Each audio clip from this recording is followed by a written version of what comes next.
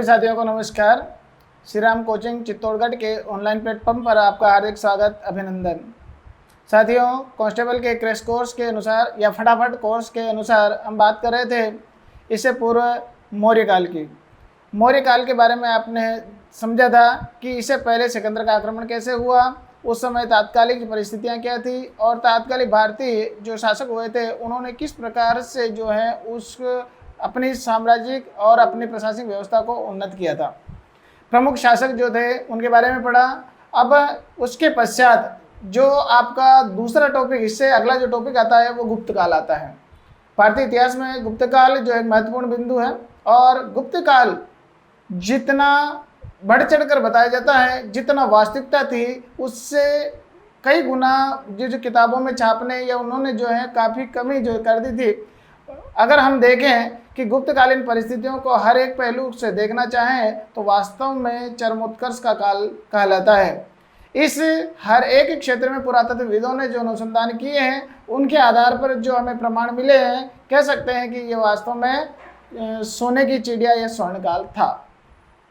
तो इस स्वर्णकाल के बारे में अध्ययन हम करने जा रहे हैं। लेकिन गुप्त काल और जो हमारा मौर्य काल है, इससे पहले जो अपन पढ़ चुके हैं, उनके बीच की कड़ियाँ क्या हैं, छोटी मोटी कड़ियाँ हैं, उनके बारे में भी आपको रूबरू करूँगा। क्योंकि जो हम गुप्त काल में जो कला, इतिहास, संस्कृति जो पढ़ना चाह रहे हैं, लेकिन इससे पहले की स्थितियाँ क्या थी वो भी हम क्रम से अध्ययन करेंगे। तो आइए साथियों, हम अध्ययन करने जा रहे हैं इतिहास के आज इसके पड़ाव में जो हमारा महत्वपूर्ण जो विषय है वो है गुप्त काल। गुप्त काल का इतिहास स्वर्णिम पृष्ठों से लिखा गया है और तात्कालिक शासकों ने जो है भारत के उत्थान के लिए अभूतपूर्व योगदान दिया था। परिस्थितियां भी अनुकूल बनी और उन्होंने जो है भारतीय साम्राज्य को एक संगठित रूप से पिरोया था।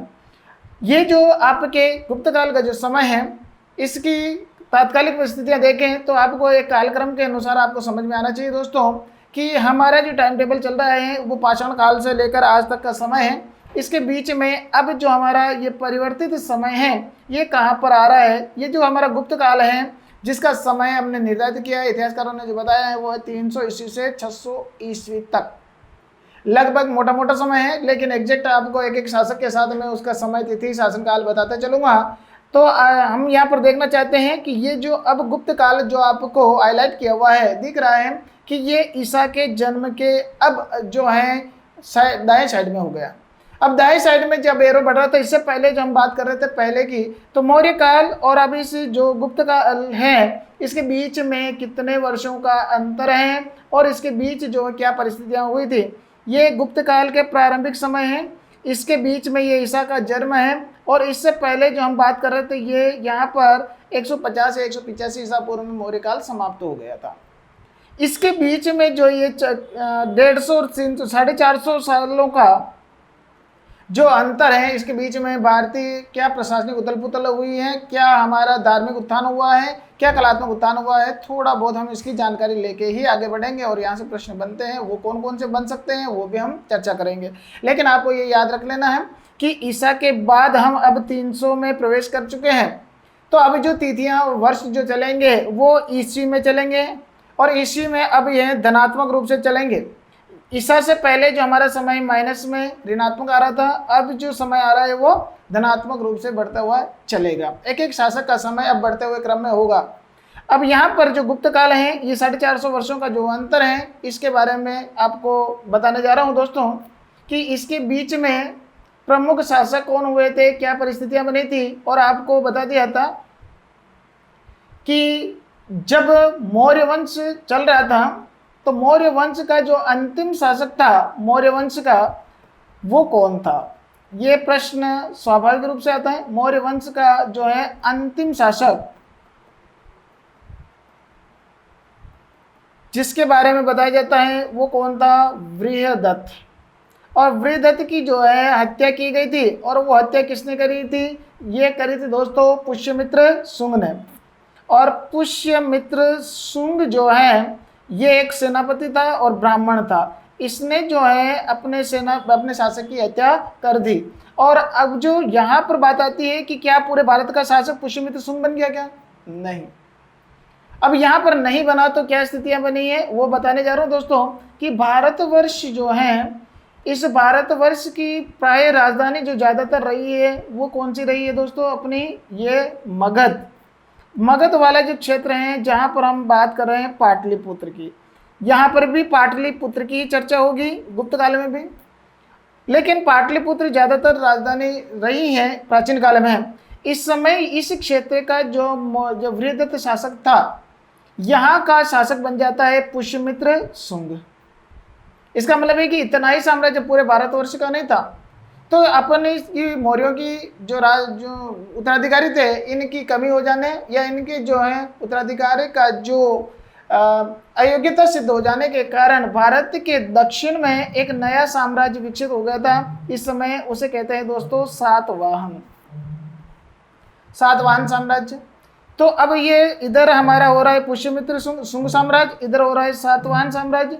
तो अब यहाँ से विदेशी आक्रमण भी हो गए थे, और विदेशी आक्रमण में देखें तो यहाँ पर जो आ जाता है वो दोस्तों आ जाते हैं शक लोग, और इधर के जो बाद में जो आके बस जाते हैं वो कहलाते हैं दोस्तों कुषाण लोग। इसका मतलब है कि अभी जो मैंने बताया था 400-450 वर्षों का जो अंतर है, उसमें 4 शासक हुए हैं, एक शुंग साम्राज्य और एक सातवाहन साम्राज्य। ये भारतीय हैं और ये ब्राह्मण साम्राज्य थे। लेकिन विदेशी साम्राज्य कौन थे? शक और कुषाण, ये विदेशी थे। लेकिन इस समय जब ये गुप्त काल आया, इससे पहले की स्थिति देखें तो उसमें कौन ज्यादा शक्तिशाली थे? कुषाण। कुषाण जो है ये चीन से आने वाली जो जनजातियां हैं और ये मध्य एशिया में निवास कर रही थी, उसकी एक प्रजाति भारत में प्रवेश की, जो पिछली पटवारी में प्रश्न पूछा था। और वो प्रश्न ये था कि कौन सी जाति आई थी? तो यू और ची, यू ची जो शाखा थी वो भारत में प्रवेश की। और उसमें से कुषाण साम्राज्य का सर्वाधिक शक्तिशाली शासक कौन हुआ था? उस शासक के बारे में आपसे प्रश्न पूछे तो वो शासक है दोस्तों कनिष्क। कनिष्क जो ये कुषाण शासक था, इन कुषाणों ने जो उत्तरी भारत के क्षेत्र में साम्राज्य करके अपने साम्राज्य स्थापित कर लिया था। और ये जो गुप्त ये क्या नाम अपने मौर्य कमजोर हो गए थे, इधर शुंग से कमजोर हो गए थे, लेकिन गुप्त भी इनके अधीनस्थ जो है छोटी छोटी जो है क्षेत्रों में साम्राज्य स्थापित कर रखे थे, लेकिन अधीनस्थ थे। कनिष्क की जब बात आती है तो कनिष्क था विदेशी था, ये वंश जो है वो कुषाण है। लेकिन इन्होंने कुषाणों ने जो भारतीय धर्म ग्रहण करके इस कनिष्क ने जो है बौद्ध धर्म को विदेशों में ज्यादा प्रचारित किया था। अब बौद्ध धर्म को ज्यादा प्रचारित करने वाला जो विदेशी अगर विद्वान अगर शासक है तो कौन था? कनिष्क था। कनिष्क किस धर्म का अनुयायी था? बौद्ध धर्म का अनुयायी बना। और बौद्ध धर्म को मध्य एशिया, चीन, इधर तिब्बत, नेपाल और इनके जो है इधर हमारे ईरान, इराक, सीरिया तक पहुंचाने वाला जो प्रमुख शासक था वो कौन था? कनिष्क था। अब इस समय जो है कनिष्क के समय या कुषाणों के समय क्या महत्वपूर्ण क्रांतिकारी परिवर्तन हुए उसके बारे में मैं बताऊंगा दोस्तों, क्योंकि गुप्त काल पे तो चर्चा कर ही रहे हैं। लेकिन इससे पहले आपको ध्यान होना चाहिए कि कुषाण काल जब चलता है तो कुषाण काल की उपलब्धियां क्या हैं उनके बारे में सबसे पहले तो एक बात बताना चाह रहा हूँ कि इस समय बौद्ध धर्म का सर्वाधिक विस्तार हुआ। बौद्ध धर्म का विदेशों में विस्तार जो है यहाँ पर हुआ था। दूसरी महत्वपूर्ण बात आपसे पूछ सकता है कि जब ये कनिष्क जो है बौद्ध धर्म का अनुयायी था तो इस समय जो कला का प्रादुर्भाव हो रहा था, तो यहाँ पर पत्थरों की कला का जो विकास हो रहा था, तो पत्थर कला में सबसे पहले जो है मूर्ति कला का विकास किस काल में हुआ? तो कुषाण काल में। और मूर्ति कला जो बनी, सर्वप्रथम किसकी मूर्ति बनी? तो बुद्ध की मूर्ति बनाई जाने लगी थी। और इस कुषाण काल में मूर्ति कला के कितने केंद्र कहलाते हैं? तो 2 थे। एक तो कहलाता है गांधार और दूसरा जो कहलाता है दोस्तों मथुरा। ये गांधार में जो है बुद्ध की जो है वो विदेशी लक्षणों से ओतप्रोत थी और मथुरा जो है भारतीय लक्षणों से ओतप्रोत मूर्तियां बननी जाने लगी। तो इसका मूर्ति कला का विकास किस काल में हुआ? तो कुषाण काल में। मंदिर कला की नहीं कह रहा हूँ, केवल मूर्ति कला की बात आ रही। आगे तीसरा जो है मैं बात बता रहा हूँ, आधुनिक सिक्के।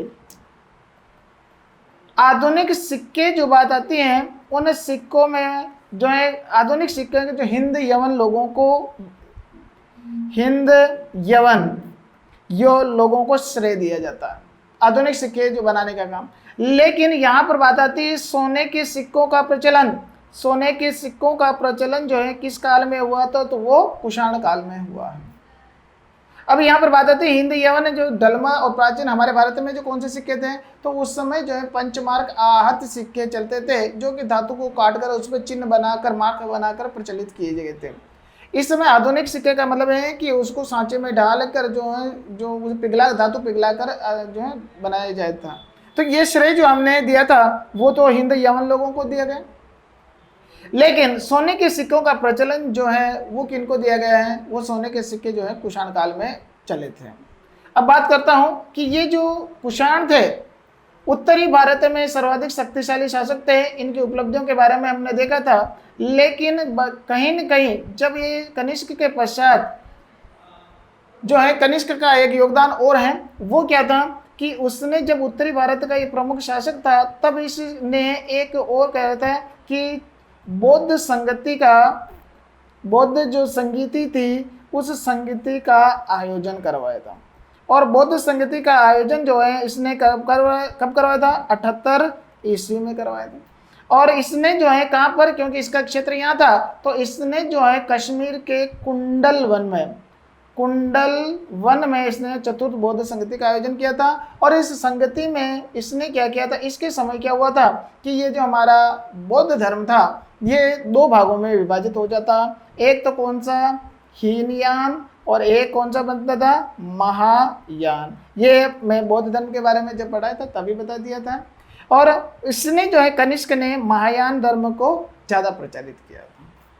चंद्रगुप्त मौर्य जो था उसके समय जो है जैन धर्म बटा था, और कनिष्क के समय जो है कौन सा बटा था, बौद्ध धर्म बटा, चौथी संगति में बटा, जबकि जैन धर्म पहली संगति में ही बट गया था। ये बात आपको ध्यान में रखनी है। इसका मतलब है कि हम गुप्त काल में प्रवेश कर रहे हैं। अब इस समय जब कुषाण शक्तिशाली थे तो शुंग कमजोर हो गए, सातवाहन भी कमजोर हो गए, और शक भी थोड़े बहुत कमजोर हो गए थे। शक भी विदेशी थे। शकों का जो गुजरात और पश्चिमी दक्षिणी राजस्थान में इनका साम्राज्य स्थापित था और ये भी कमजोर हो गए थे।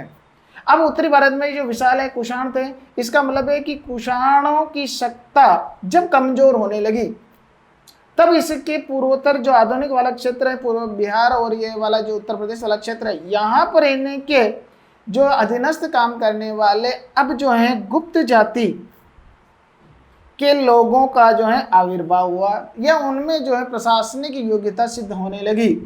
तो प्रारंभ में कुषाणों के अधीन ही ये गुप्त लोग जो है कार्य सेवा करते थे। लेकिन बाद में जब ये कुषाण कमजोर हुए तो गुप्तों ने अपने पुरुषार्थ के बल पर साम्राज्य का विस्तार करना शुरू कर दिया। तो इस प्रकार जो हम देख रहे हैं कि कुषाणों की सत्ता कमजोर होती गई और गुप्तों का जो है उद्भव होता गया, और धीरे धीरे इनका वर्चस्व ऐसा बढ़ा कि कुषाण बिल्कुल निर्मूल हो गए, शक निर्मूल हो गए। लेकिन उत्तरी भारत में जो है सत्ता किसकी काबिज हो गई थी, वो गुप्त काल में। और गुप्तों के जो अनुवर्ती जो शासक हुए थे, उनके उत्तराधिकारी जो लोग हुए थे, वो एक से बढ़कर एक शासक हुए। उन्होंने जो है प्रजा या देश उत्थान के लिए हर भरसक प्रयास किया, जिस कारण ये भारत जो है क्या कहलाया, स्वर्ण युग कहलाया। कई बार प्रश्न पूछा जाता था भारत में स्वर्ण काल किसे कहा जाता था, गुप्त काल को कहा जाता है। और ये जो हमारा समय लगभग जो है कौन सा है, 300 ईस्वी से 600 ईस्वी में कहलाता है।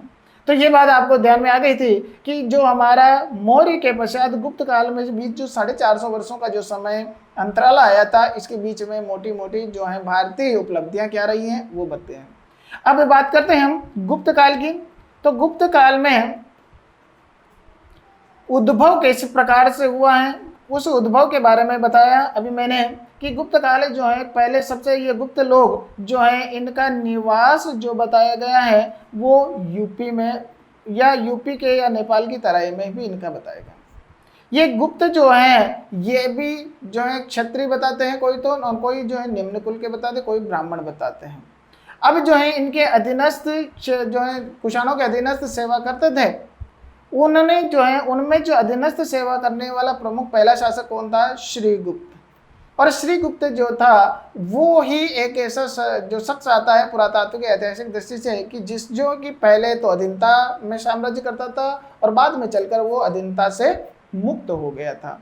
इस प्रकार जो है गुप्त का उदय हो जाता है। और उदय होने के पश्चात जो है अनुवर्ती क्रमशः कौन कौन शासक होते हैं उसके बारे में प्रकाश डालेंगे। तो अगला जो हम महत्वपूर्ण जो टॉपिक ले रहे हैं वो टॉपिक क्या हो जाएगा दोस्तों, गुप्त काल के या गुप्त काल के प्रमुख शासक।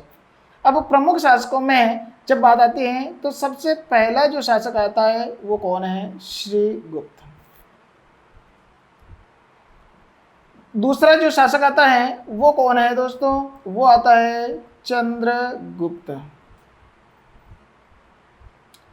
इसके बाद आता है चंद्रगुप्त। तीसरा जो शासक आएगा वो आएगा दोस्तों समुद्रगुप्त। चौथा शासक वापस जो मैं लूंगा वो आएगा चंद्रगुप्त द्वितीय। तो इसका मतलब है कि इसे फर्स्ट लिखा जा सकता है। जब द्वितीय आता है तो इतिहासकार जानने के लिए फर्स्ट लिखते हैं, लेकिन इसकी जो है चंद्रगुप्त द्वितीय की अपेक्षा इसे जो है एक उपाधि के नाम से जाना जाता है जिसका नाम है दोस्तों विक्रमादित्य। इन्हें गुप्त शासकों में उपाधियों के नाम से ज़्यादा जाना पहचाना जाता है। वो उपाधियां महत्वपूर्ण वाली जो है आपको याद रखनी है, समझना है। पांचवा जो शासक लेंगे वो होगा दोस्तों कुमारगुप्त,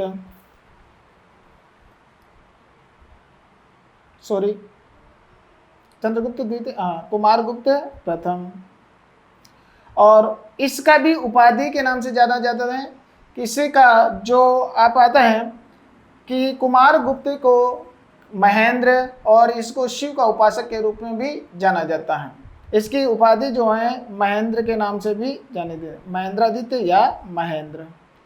छठा जो शासक आता है वो शासक है दोस्तों स्कंदगुप्त।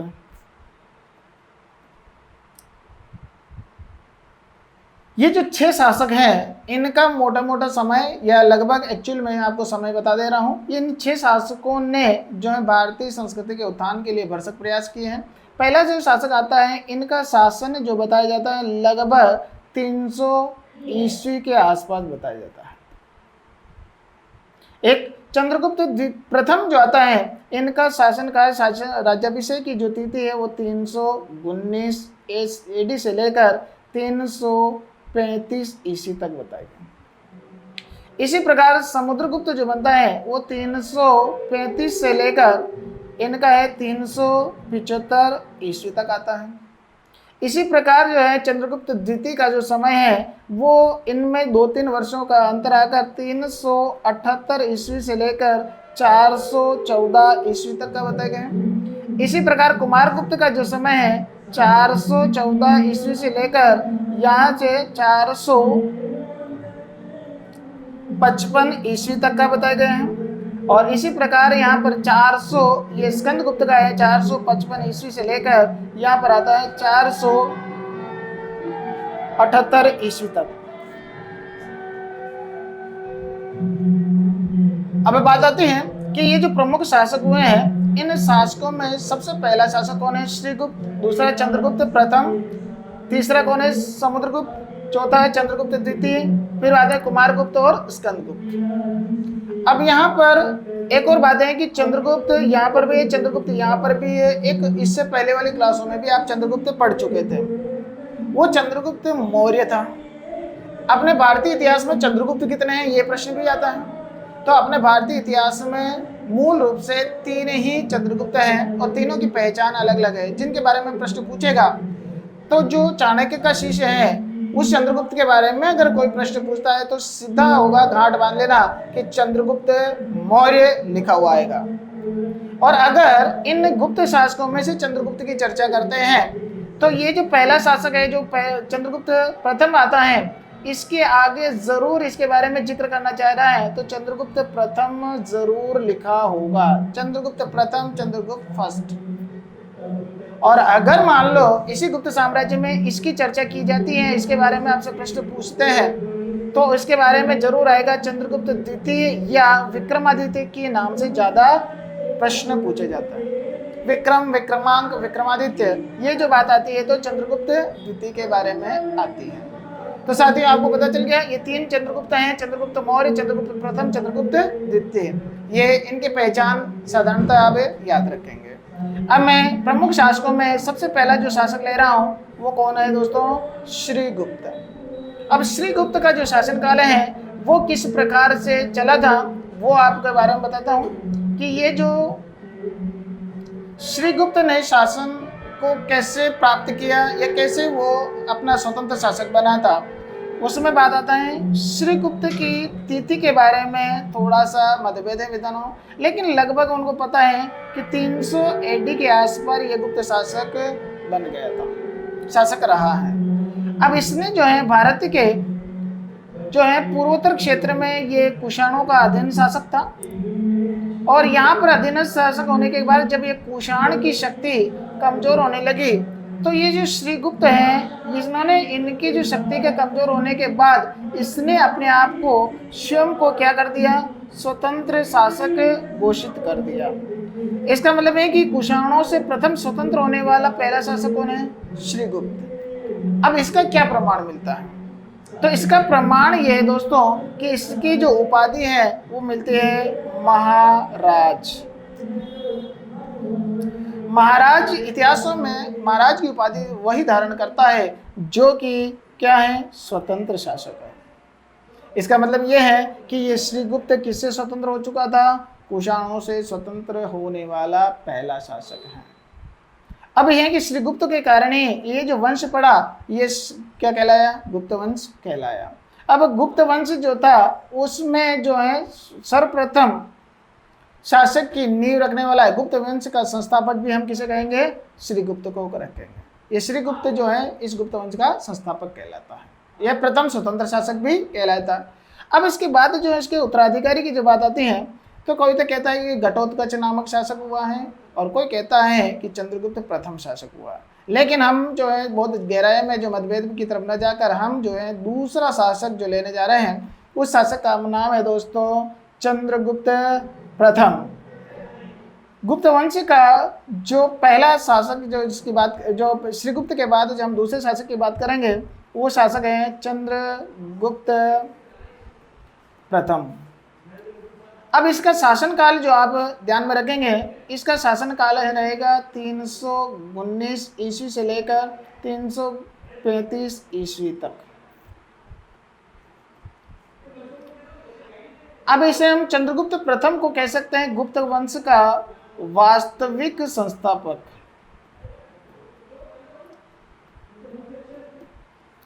क्यों? क्योंकि गुप्त वंश का संस्थापक जो छोटे साम्राज्य को स्वतंत्र कराने वाला तो श्रीगुप्त हुआ, लेकिन अपने साम्राज्य छोटे से साम्राज्य को विस्तारित करने वाला, साम्राज्य को विस्तार प्रदान करने वाला जो हुआ था वो कौन था? चंद्रगुप्त प्रथम हुआ है।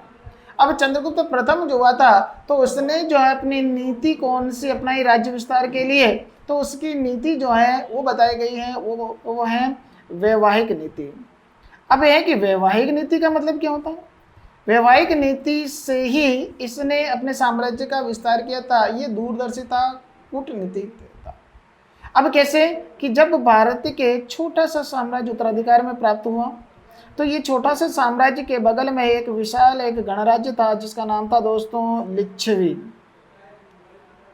अब ये जो लिच्छवी जो गणराज्य है इस लिच्छवी गणराज्य की एक राजकुमारी थी जिसका नाम था कुमार देवी। कुमार देवी से इसने क्या कर लिया? विवाह कर लिया। इसने ये समझाया कि अड़ोसों पड़ोसी से हम विवाह संबंध स्थापित कर लेते हैं, अगर ये सगे संबंधी हो जाते हैं तो हमारा जो अपेक्षाएं हैं उनके प्रति कभी विरोध नहीं करेंगे। मान लो कि इसने अपने आसपास के लोगों को विश्वास में दे लिया, सगे संबंधी बना दिया, तो अब राज्य विस्तार करने के लिए चाहे इधर बढ़े चाहे इधर बढ़े वो अपनी उनकी सेना, उनके धन और उनके पुरुषार्थ को काम में ले सकता है। तो इसने अपने आसपास जो सबसे महत्वपूर्ण जो योगदान है, कई विवाह किए थे आसपास में, लेकिन इसका महत्वपूर्ण योगदान जो है वो कुमार देवी या लिच्छवी गणराज्य के साथ रहा है। अब इनके साधन सुविधाओं का उपयोग उन्होंने दूसरी तरफ साम्राज्य विस्तार के लिए उपयोग में लाया, इसलिए ये वैवाहिक नीति इसके लिए ज़्यादा लाभदायी रही है। अब इसने जब साम्राज्य विस्तार करना चाहा, साम्राज्य स्थापित हुआ, तो इस कुमार देवी के विवाह के उपलक्ष्य में इस चंद्रगुप्त प्रथम ने क्या किया है कि इसने कि एक सिक्का चलाया, और वो सिक्का जो है दोस्तों चांदी का था, और चांदी के सिक्के पर जो है राजकुमारी कुमार देवी और खुद जो है उसमें बैठा हुआ है। उसी सिक्के को इतिहासकार जो देते हैं वो कौन सा है दोस्तों? राजा रानी का सिक्का। राजा रानी प्रकार का जो सिक्का है वो उसमें इसके बारे में बताए गए हैं कि जो राजा और रानी कुमार देवी और चंद्रगुप्त प्रथम बैठे हुए हैं और इस सिक्के को, चांदी के सिक्कों को प्रचलन में लाया है। तो पहली बार सिक्कों को, चांदी के सिक्के का प्रचलन करने वाला भी कौन है? चंद्रगुप्त प्रथम आया। अब ये चंद्रगुप्त प्रथम का एक वैवाहिक नीति आ गई, राज्य विस्तार की नीति आ गई, वास्तविक संस्थापक आ गया, चांदी के सिक्के का प्रचलन करने वाला आ गया। अब बात आती है इसकी उपाधियां। उपाधियों में जब बात आती है तो दोस्तों, जब हमारी पहले से उपाधि धारण की हुई है महाराज, तो महाराज तो स्वतंत्र शासक हो गया, लेकिन इसने जो है महाराजाधिराज चक्रवर्ती, उसने जो परम भागवत या विक्रमोर्वशी, इस तरह की जो है कई उपाधियां इसने धारण करना शुरू कर दिया।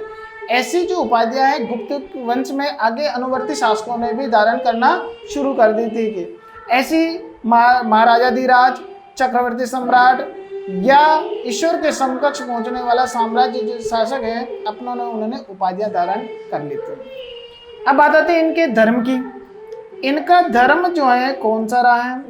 इनका सनातन या वैष्णव धर्म, इन्होंने वैष्णव धर्म को ज़्यादा प्राथमिकता दी।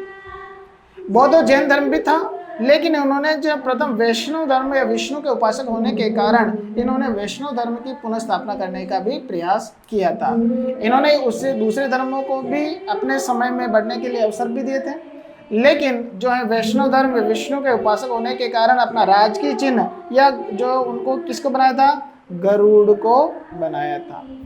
तो इस प्रकार हमने देखते हैं कि गुप्त काल के जो प्रथम शासक था श्रीगुप्त, उसने तो छोटा साम्राज्य स्थापित दिया उत्तराधिकार में, लेकिन चंद्रगुप्त प्रथम ने जब इसे प्राप्त किया तो वैवाहिक नीति के माध्यम से भारत के उत्तरी क्षेत्र के लगभग सभी राजाओं को अपने अधीनस्थ बना दिया था।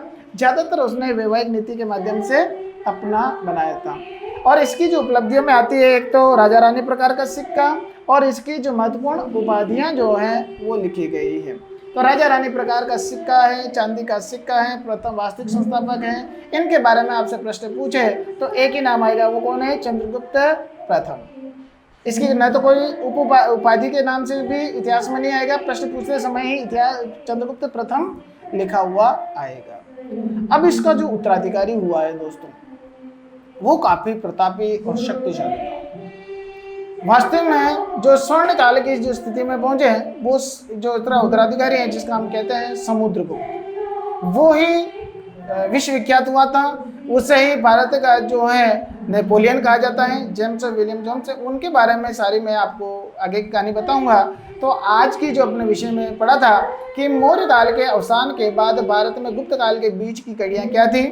उसके समय जो हमारे 4 साम्राज्य थे, एक शुंग और एक सातवाहन जो भारतीय हैं, ब्राह्मण हैं, और जो विदेशी थे वो शक और कुषाण थे। शक और कुषाण विदेशी जातियों ने जो है भारतीय जो है संस्कृति को अपना लिया था। सर्वाधिक शक्तिशाली कुषाणों के समय जो हुआ था कनिष्क हुआ था, उसने भी बौद्ध धर्म को विस्तार के लिए योगदान दिया। और उसके बाद जो कुषाणों की जो है अवसान होने लगा तो ये गुप्त साम्राज्य विकसित हुआ। और गुप्त साम्राज्य के जो शासक है, प्रमुख शासक, उसके बारे में हमने चर्चा की है। अगली क्लास में हम चर्चा करेंगे दोस्तों समुद्रगुप्त के बारे में। तब तक दोस्तों यहाँ तक पढ़ लीजिए, समझ लीजिए। किसी प्रकार की प्रश्न शंका हो तो बिल्कुल आप व्हाट्सएप करें, ये मैसेज करें और आप निसंकोच पूछते रहें। इससे संबंधित आप प्रश्न जो हैं, जो भी यहाँ पढ़ते हो, बिल्कुल आप सोल्व आउट कर जाओगे। पिछले जो पेपर हैं वो भी देखें और तब तक घर पे रहें, सुरक्षित रहें, पढ़ते रहें। Thank you.